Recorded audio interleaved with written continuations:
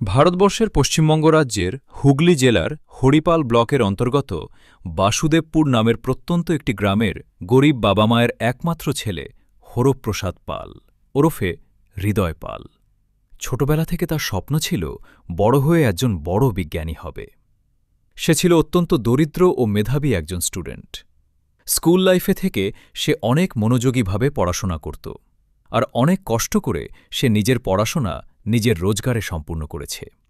লোকের দোকানে কম্পিউটার ওদুন মেশিনের সার্ভিসের কাজ করে সেই পয়সায় সে ইঞ্জিনিয়ারিং কলেজের ফিস দিয়ে সে সফলভাবে স্নাতক ও আইটিআই পাশ করেছে। খুব গরিব বাড়ি থেকে অনেক দারিদ্রতার মধ্যে দিয়ে সে মাথার ঘাম পায়ে ফেলে নিজেকে আজ সফলভাবে প্রতিষ্ঠিত করেছে। আজ সে ভারতীয় মহাকাশ গবেষণা সংস্থাতে সে একজন ইঞ্জিনিয়ার পদে কর্মরত।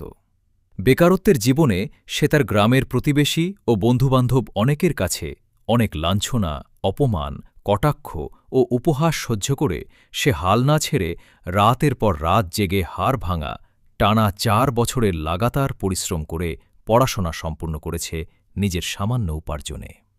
সে দিনের বেলাতে লোকের দোকানে কাজ করে রাত জেগে পড়াশোনা করে আজ সে একজন সফলভাবে মহাকাশ গবেষণা সংস্থায় কেন্দ্রীয় সরকারি কর্মচারী।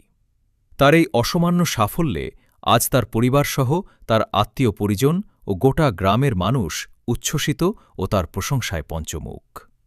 হরিপালের এই ছেলেটি আজ চোখে আঙুল দিয়ে সবাইকে দেখিয়ে দিল তার অসামান্য প্রতিভাকে, আর তার এই সাফল্যকে সেলুট জানাচ্ছে গ্রামের সকল মানুষজন। শুধু তাই নয়, আজ আগামী প্রজন্মের স্টুডেন্টদের কাছে হরপ্রসাদ ওরফে হৃদয় একজন আইকন, ইন্সপিরেশন ও মোটিভেশন হয়ে উঠেছে।